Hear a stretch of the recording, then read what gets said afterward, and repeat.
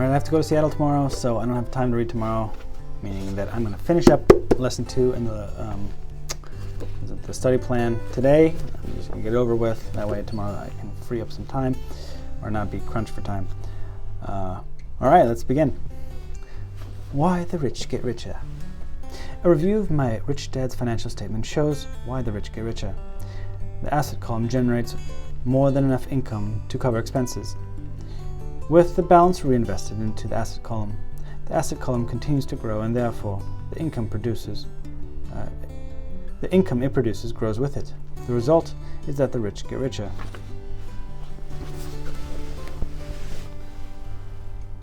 So the assets continue to cycle and grow like a tumor.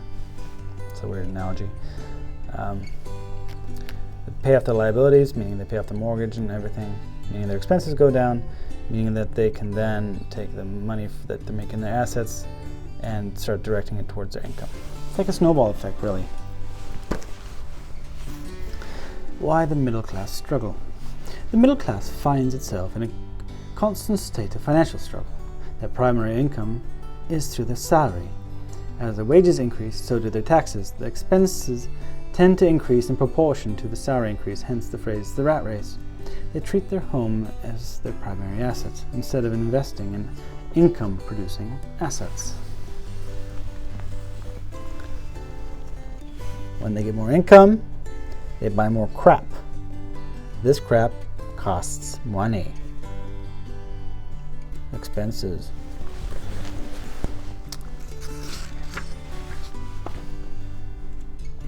This pattern of treating your home as an investment and the philosophy that a pay raise means you can buy a larger home or spend more is the foundation for today's debt-ridden society.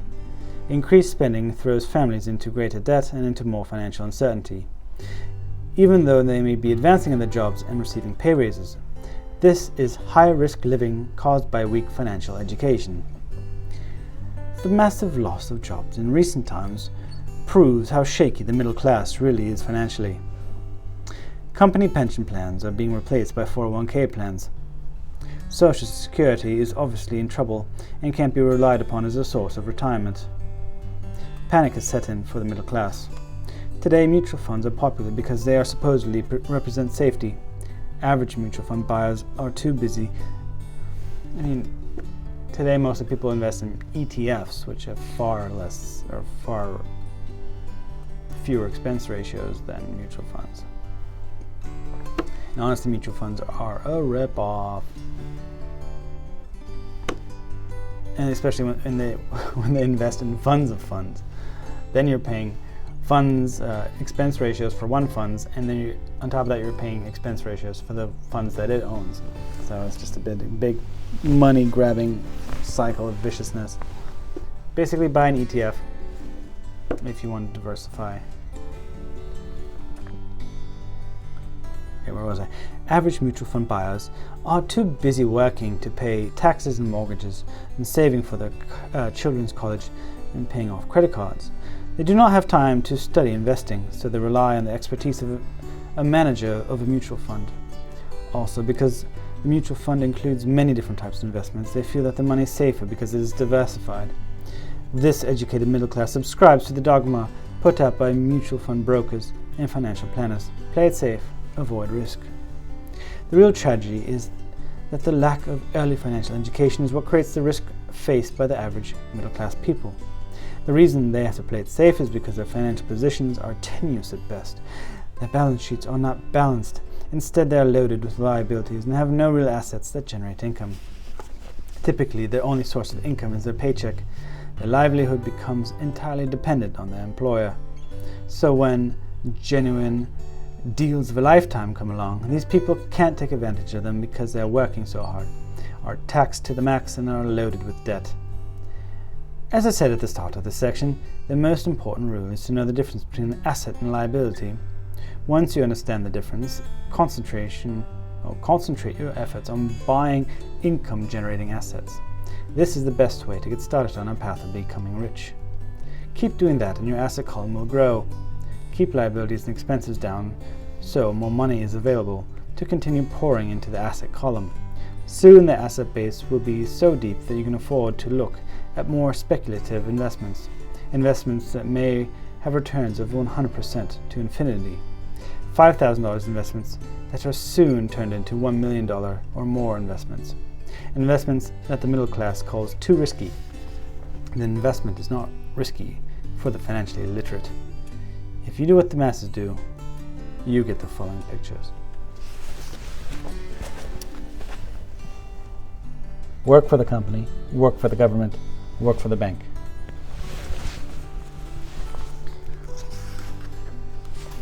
As an employee, who is also a homeowner, your working efforts are generally as follows. Number 1, you work for the company. Employees make the business owners or shareholders rich, not themselves. Your efforts and success will help provide for the owner's success and retirement. You work for the government. The government takes its share from your paycheck before you even see it. By working harder, you simply increase the amount of taxes taken by the government. Most people work from January to May for the government. 3. Your work for the bank. After taxes, your next largest expense is usually a mortgage and credit card debt. The problem with simply working hard is that each of these 3 levels takes a greater share of your increased efforts. You need to learn how to have your increased efforts benefit you and your family directly. Once you have decided to concentrate your mind in your own business by focusing your efforts on acquiring assets instead of bigger paycheck, how do you set your goals? Most people must keep their job and rely on their wages to fund their acquisition of assets. As their assets grow, how do they measure the extent of their success? When does someone know that they are rich and when they have wealth? As well as having my own definitions for assets and liabilities, I also have my own definition for wealth. Actually, I borrowed it from a man named R. Buckminster Fuller. Some call him a quack, others call him a genius. Years ago, he got architects buzzing because he applied for a patent for something called a geodesic dome. But in the application, Fuller also said something about wealth. It was pretty confusing at first, but after reading it, it began to make some sense. Quote, wealth is a person's ability to survive so many number of days forward. Or, if I stopped working today, how long could I survive? Unlike net worth, which is the difference between your assets and liabilities, and is often filled with the person's expensive junk and opinions of what things are worth, this definition creates the possibility for developing a truly accurate measurement. I could now measure and know where I was in terms of my goal to becoming financially independent. Although net worth often includes non-producing cash assets like stuff you bought that now sits in your garage, wealth measures how much money your money is making, and therefore your financial survivability. Wealth is a measure of the cash flow from the asset column compared with the expense column. Let's use an example. Let's say I have cash flow from my asset column of $1,000 a month, and I have monthly expenses of $2,000. What is my wealth? Now let's go back to Fuller's definition. Using his definition of how many days forward can I survive, assuming a 30-day month, I have enough cash flow for half a month. When I achieve $2,000 a month cash flow from my assets, then I will be wealthy. So, while I'm not yet rich, I am wealthy. I now have income generated from assets each month that fully cover my monthly expenses. If I want to increase my expenses, I must first increase my cash flow to maintain this level of wealth. Also note that this is at this point that I'm no longer dependent on my wages. I have focused on and been successful in building my asset column that has made me financially independent. If I quit my job today, I would be able to cover my monthly expenses with the cash flow from my assets. My next goal would be to have the excess cash flow from my asset reinvested into my asset column. The more money that goes into my asset column, the more my asset column grows. The more my assets grow, the more my cash flow grows. And as long as I keep my expenses less than the cash flow from the assets, I grow richer with more and more income from sources other than my physical labor. As this reinvestment process continues, I am well on my way to becoming rich. Just remember this simple observation. The rich buy assets, the poor only have expenses, the middle class buy liabilities that they think are assets. Okay. Study session.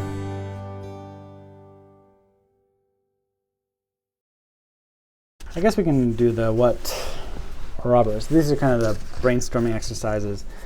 Since I already drank the Kool-Aid, as I said before, these are pretty self-explanatory for me. I don't know if this stuff that I'm reading is new for you, but it completely makes sense for me. 17 years of my life. And that's kind of the mindset I've adopted since. So it's part of my nature now, I guess. Let's go over it together so you can kind of get my 2 cents on it, and you can compare my 2 cents to your 2 cents. So now it's time to reflect.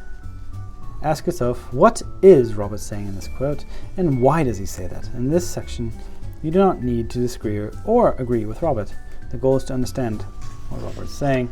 Remember, this curriculum is designed to be cooperative and supportive. 2 minds are better than 1. If you don't understand what Robert is saying, do not shy away from it.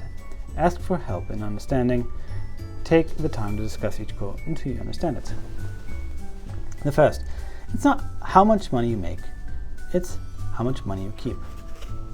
This is pretty much looking at somebody who makes $1,000 a month versus somebody who's making $1 million a month.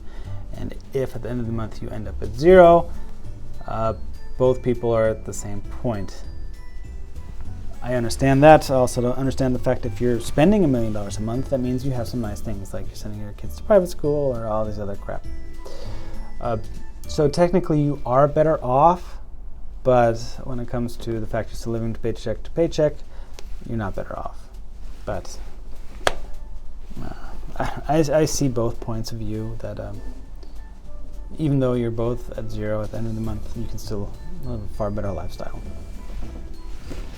Even though you're stupid spending $1 million a month. Okay, and not saving any of it.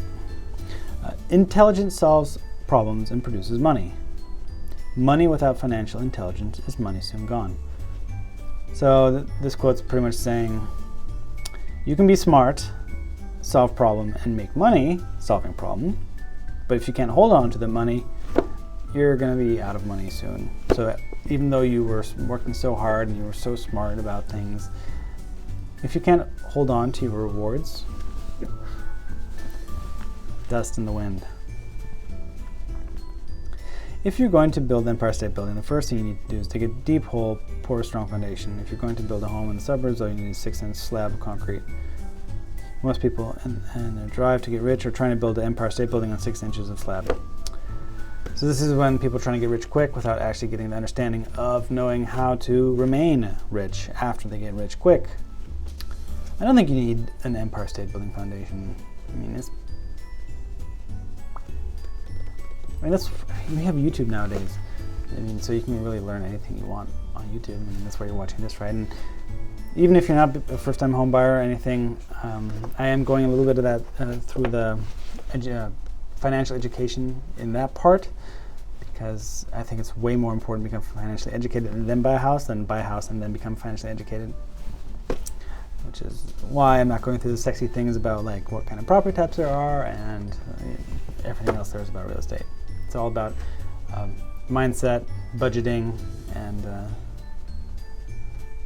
knowing how to keep track of your assets, liabilities, and how to think about your income as first paying yourself. So the first thing you want to do is pay yourself and then pay everybody else, instead of paying everybody else first and then you're left with nothing at the end of the month. But I don't think you need a foundation of the Empire State Building. It's kind of I get the analogy, but I think it's kind of overblown. But I get it. Rich people acquire assets, the poor and middle class acquire liabilities that they think are assets.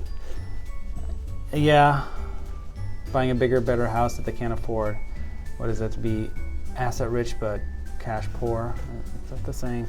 And there's also, you buy a nice, expensive car, and that depreciates as soon as they drive it off the lot. Now it's worth half the amount of money that they bought it for after 3 years of ownership. Or people don't even buy anything anymore. They just lease it and they return it, and then they're essentially just renting the car. for that time, so they don't even own it. It's just another debt on their income. I don't know. I've never really talked to people that buy a lot of crap. I guess I tell them not to. I mean, people that buy boats and stuff. There are certain things that are assets, artwork, exotic cars, especially if there's a limited amount, they can actually go up in value because it is a collector's item. But again, that stuff is not making you money on a monthly basis. It's just sitting there in garage, kind of like your house. It's kind of sitting there appreciating slowly, but you can't use it. You have to spend it or sell it to use it, and then you don't have it anymore. Versus a piece of real estate, you have it and it can make you cash flow at the same time if you set up the mortgage and the rental accordingly, right? Okay. If your pattern is to spend everything you got, most likely an increase in cash flow will result in an increase in spending. Lifestyle creep, I mean, it's quite common, right? Or maybe it's not even lifestyle creep, getting a better car, a bigger house, or whatnot. It's just you have kids, and then the kids get older, and you don't want to send them to public school because public school is atrocious, where they teach you how to become a wage slave instead of becoming an investor. Or they teach you a lot of other stuff that is nonsense. I'm not going to get into political stuff, but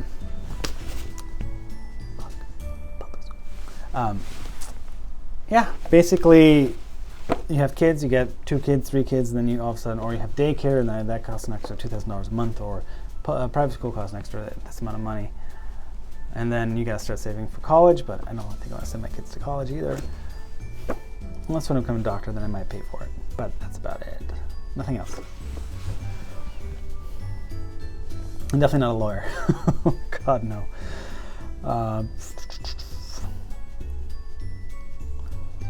By not fully understanding money, the vast majority of people allow its awesome power to control them. I guess that's why people say money is the root of all evil. No, it's people are desperate for money, so they do desperate things. But you get past infrared. If you don't know what infrared is, go back to my Millionaire Master Plan reading. I go all over what is infrared. And when you're in that stage of that, you can only see, I guess it's kind of weird to explain here, but heat. So all you can see is one thing, everything else is blurred. It's really hard to think about money any other way than just like this huge necessity.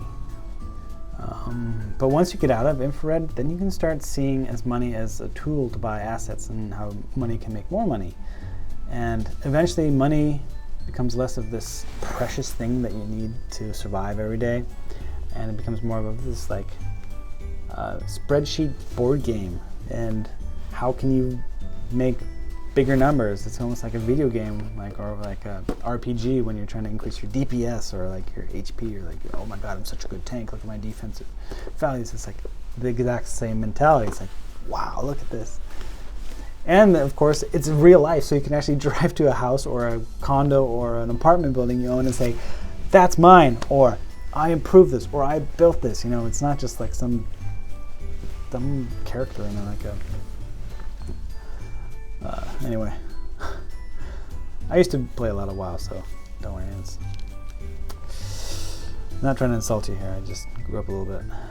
Additional questions. Now it's time to take the stories in this chapter along with understanding of what Robert was saying and apply them to you and your life. Ask yourself the questions below and discuss them with your study partner. Be honest with yourself and your partner. If you do not like some of the answers you are giving, ask yourself if you're willing to change and accept and challenge, and change your thoughts and mindset. I can go through these real quick. I guess you can talk to yourself or to your monitor and pretend I'm talking to me, and I'm going to pretend I'm talking directly to you. So here, number 1. When did your financial education begin? Was it this book or from another source? Definitely not this book, because I've already been in the financial side of trying to build myself up for the last 17 years, which is why my financial education began 2 years before my dad died when I was in high school. And he kind of gave me a little bit of money from my brokerage account, so he started me off because he wasn't going to be there again. And essentially, So he's like, here, have some of my money and just like take care of it. Don't do anything stupid with it. So I started on the stock market, and then, just sitting on it and just, keep putting into smart investments, not anything risky. I got enough money to eventually, my wife convinced me to buy real estate. I actually didn't own any real estate for the longest time because I thought it was a pain in the ass because it's illiquid. It's just so harder to move around, right? And if it is a dud, let's say you bought a lemon, it's really hard to get rid of it versus a stock. You're just like, okay, sell, and then eventually it'll, a few minutes at the most, it's going to sell, and you can then use your money for something else versus sitting on a lemon.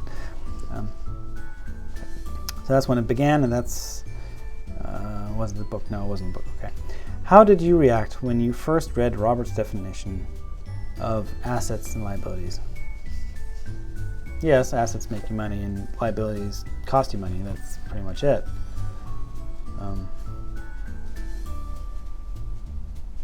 Yeah, an asset is something that's good for you, and a liability is something that's bad for you. Yeah.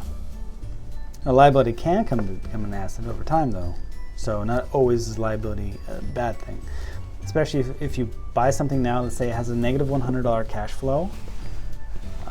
Sometimes you're willing to stomach that because you know that the appreciation or rent growth is going to outpace that negative $100 pretty quickly, and then in 2 years you might be $300 in positive cash flow. So sometimes it might be worth hanging to liability.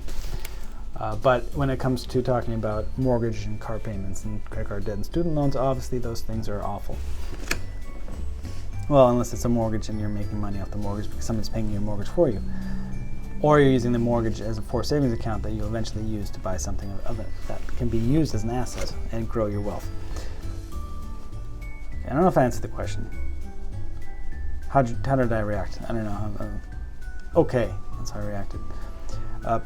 3, how did you react when he stated that a home is not an asset? Well, I think I've gone into that. I believe it is an asset if you treat it as an asset. If not, it'll be liability because it's still going to cost you money. It's going to cost you insurance, it's going to cost you property tax, and yada, yada, yada. And in the same time, like if you don't own your own home, you're going to be renting, and your rent is going to be completely out of your control. At least with a mortgage, you can get a fixed 30-year mortgage, which means your payments are going to be the same, versus if you're going to rent, they're going to go up every year over time. Unless you have a really sweet deal with a landlord. But basically, you're just giving money into your landlord's pocket. You're paying off their mortgage instead of your own mortgage. So, it's like, yeah, I get it that the house isn't an asset in the terms that it's not making you money until you sell it. But then, unless you're improving it yourself and you're getting sweat equity out of it, all houses in your area, it's like the saying that the tide raises all ships, right? So when everything goes up, everything goes up. So if you're looking to buy a house in the same area, let's say you're moving up, you're not really moving up. You'd have to leave the state or go into a different part of the state that's much cheaper, and you can buy a lot more for your bang for your buck, I guess. So again, how'd you react? Mixed feelings, I guess. It depends on your attitude towards the house. I mean, the house that I'm living in right now, I bought as a foreclosure. It was a HUD property, which means you have to live there, and I do live there, and I paid $277 for it. And that was in the middle of COVID when everybody was fearful and I was greedy, which is that Warren Buffett saying, right? Be greedy when others are fearful and be fearful when others are greedy. So I bought that house. I put $60,000 into it, which was way more than I should have, but because it was my primary residence, my wife wanted a new kitchen and she wanted a new heater. And the fact that we probably have to stay there for another 3 or 4 years because that's how long it takes to get, because I just started, well, not just started, but in order to get enough tax returns to show to the mortgage broker to show that, I can pay back any mortgage that they approve me for, we're not going to be finding any other properties. But the long-term plan for that house is to rent it out. And so our cost basis for that house was essentially $337. It's probably worth $450 to $475 in today's market. So I already made money on appreciation plus on the sweat equity. So if I decide to sell it, I can make an extra $100,000 something, or I can just rent it out. do a cash out refinance, have the renter pay out the cash out refinance, and take that money and buy either another foreclosure or. But I would have somebody else do the work this time around. I don't think I'd do the repair work. I hope to be, instead of repairing myself, I can work harder in this business to pay myself more than I would pay myself for doing the work of the house. But basically buying undervalued properties because they need cosmetic fixes that people don't want to deal with because they want to move into a nice fancy house now instead of having to do the hard work themselves. Okay. Like I said, to answer that, 3, how did you react when you stated the home was non-asset? Okay, that was mixed feelings. Had you viewed your house as one? I do view my house as an asset because it's making me money, because I intentionally bought it to make me money. After he laid out his argument, did he change your mind? No, but I get it. But I'm not every other American who's just buying a house to live in. Okay. 4, which cash flow situation looks most like your life? More like rich dads, I guess. I'm trying to put way more money into my assets because I want to be a developer, which means I don't want to rely on a bank. I'd rather have, because construction loans are really heavy on the interest rates, because the bank does not like the fact that if you do go bankrupt, they don't get stuck with essentially unfinished property and a piece of vacant land. To cover their butts. However, if I can do a cash out refinance, pay the subcontractors myself, so I don't even have to worry. The contractor doesn't even have to worry about me paying him. Then it should be much easier for me to build a house. And then once I build a house, I don't know if I want to sell it. I mean, I'd probably have to live in it for 2 years. That's a lot of builders do. I'm giving you a lot of information here. A lot of builders house hack for 2 years. So they bought the land, they build the house, and then that's the cost basis, right?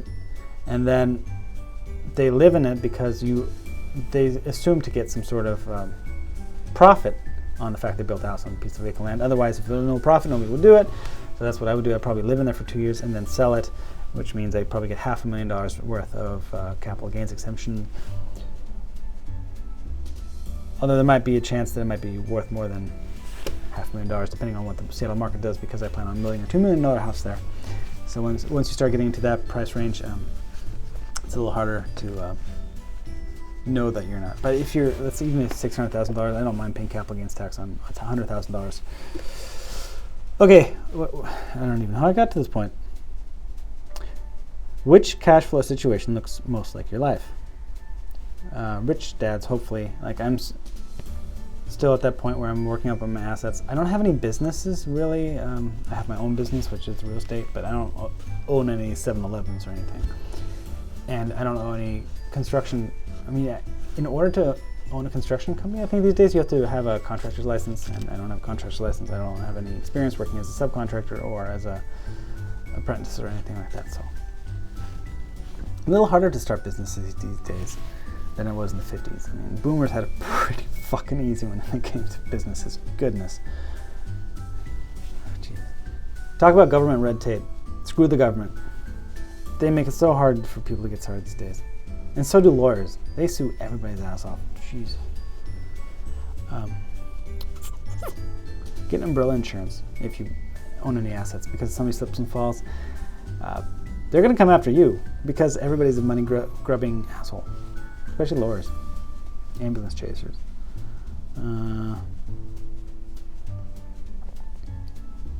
Other than your home, is there something that you thought was an asset that later revealed itself to be a liability?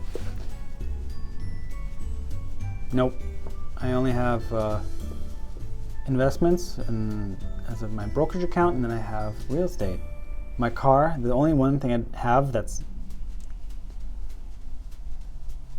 that's cost a large chunk of money, more than like, I don't even own anything that costs a lot of money. But my car that I bought new in 2008, Subaru Impreza, still have it, still drive it. I've done the math, it's cost me $240 a month thus far to drive it. So just because I bought it used, I know the depreciation curve and everything, but I'd rather know that I drove the car and it didn't destroy it. Like if you buy a rental car, like you don't know the type of people that drove that car.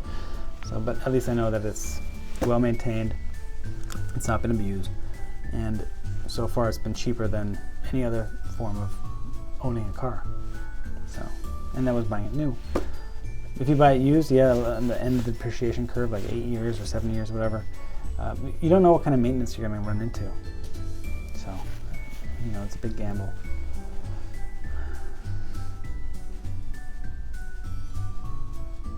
Okay. But I never viewed it as an asset.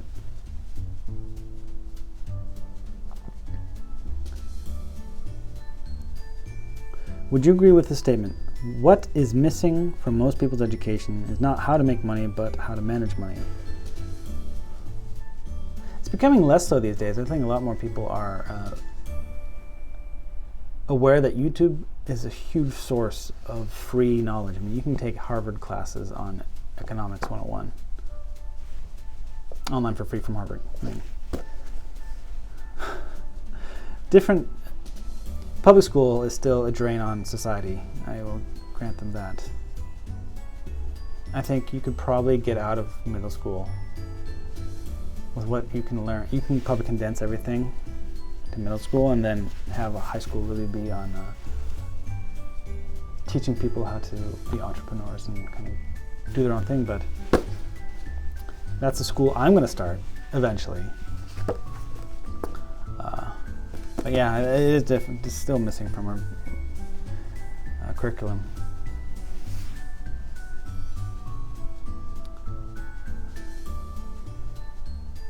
And not even in college. I took economics courses in college. Did I learn anything about maintaining financial assets? It's kind of forced upon you when you start investing money. Rich Dad told the boys that it's not the numbers that matter in accounting, but what the numbers are telling you. What story do the numbers in your life tell? I'm pretty good. Obviously, I need to work on my income, obviously, but I just, I'm relatively new in this profession, so it's expected not to be, making gobs of money. And I was able to transition into this profession knowing that my investments will keep us afloat long enough until I get, more established, basically. So I think, it was a calculated move, let's say that.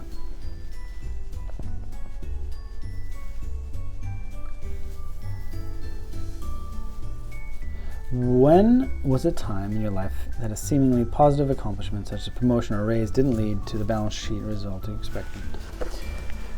Well, I did work for an architecture firm for 3 years before I jumped ship. And I jumped ship because I got laid off. But I didn't go back into architecture because I decided to get into real estate. Maybe I'm going to do a vlog on this subject of why I jumped ship. But yeah, I did get a promotion. Well, I didn't really I did get promoted from Tech 1 to Tech 2. And then we did get pay raises once a year. Laughable pay raises. But I always spent the money, of course, when I got a bonus at the end of the year. The first bonus I spent on a survey on the piece of property that I bought. And then the second bonus went on airplane tickets because I never met my wife's family. So we bought tickets to go to Kazakhstan. So, but that was important. It's not because I splurged or something. It's like something you should do in your life, right? But yeah, it goes to show that money you get just kind of disappears. And especially promotions. Like this, everyone's getting a pay raise at the end of the year. It's like, you're paying me because inflation went up. You're not paying me because you appreciate me more.